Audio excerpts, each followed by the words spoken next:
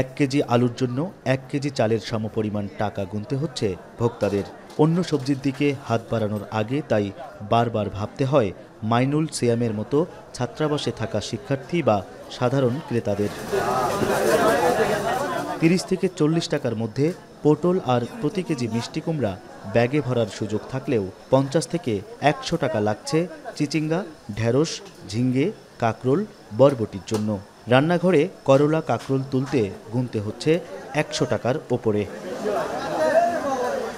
আবার উৎপাদন, পরিবহন খরচ আর উৎপাদক, পাইকারি, খুচরা বিক্রেতাদের লাভ ধরে বাজারে যে 29টি পণ্যের মূল্য তালিকা টাঙানো হয়েছে তার ধারে কাছেও নেই বাজার দর।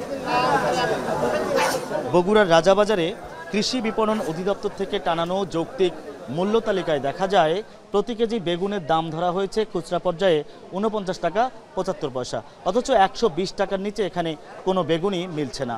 আবার আলুর দাম ধরা হয়েছে 28 টাকা 55 পয়সা। মাঝারি মানের 1 কেজি আলু কিনতেও 60 টাকার নিচে পাচ্ছেন না ভোক্তারা। তাহলে মনে হতে পারে কাজীর গরু যেমন কেতাবে থাকে গোয়ালে পাওয়া যায় না, বাজারের পরিস্থিতিও যেন ঠিক তেমনটাই। ঢেঁড়স নিলাম, 1 পোয়া হচ্ছে দিলাম, কাঁকরোল নিলাম। আগে নিতাম আমি হাফ কেজি করে, এখন দাম বেশি, এখন কেনা সম্ভব হচ্ছে না। আমাদেরকে হয় পরিমাণে কমাইতে হচ্ছে, নয়তো টাকা বেশি দিতে হচ্ছে। তো আমাদের জন্য আসলে এটা খুব কষ্টসাধ্য ব্যাপার হয়ে গেছে মেসের ছেলেদের জন্য বাজার করা। সব জিনিসের দামই বেশি, কোনটা কম নাই। যে পটল আসলে 20 টাকা, সেটা হয়ে গেছে 30 টাকা। আপনার অন্য অন্য জিনিস সব 10-20 টাকা বেশি। বর্ষার এই প্রকৃতিতেও শীতলতার বদলে আবহাওয়া যেমন উষ্ণ, বাজার জুড়ে তেমনি ঝাঁঝ ছড়াচ্ছে কাঁচামরিচ। প্রতি কেজি পেঁয়াজের জন্য 90 থেকে 100, রসুন 200 আর আদার কেজি 250 টাকা ছুঁই ছুঁই। চড়া দামের কারণে বেচাকেনা কমে যাওয়ায় ভোক্তাদের মতো কষ্টে সবজি বিক্রেতারাও। কাঁচামালের মূল্য অনেক বেশি হয়ে গেছে, কিন্তু খুচরা বিক্রি খুব কম। কেউ 1 কেজির জায়গায় হাফ কেজি দিচ্ছে এখন, যার কারণে আমাদের ব্যবসা একটু কমজোরি হয়ে যাচ্ছে। আমাদের লাভ ভাই যেরকম আছে ওই রকম সীমিত লাভ আমাদের। ধরেন এই কচুর বই আপনার 92-95 কিনা 100 বিক্রি হচ্ছে, 5 টাকা বা 6 টাকা লাভ হয় আমার। ব্যবসা ভালো না, হাটে মাল বেশি দামে কেনা লাগছে, এটা এসে বেচা যাচ্ছে না।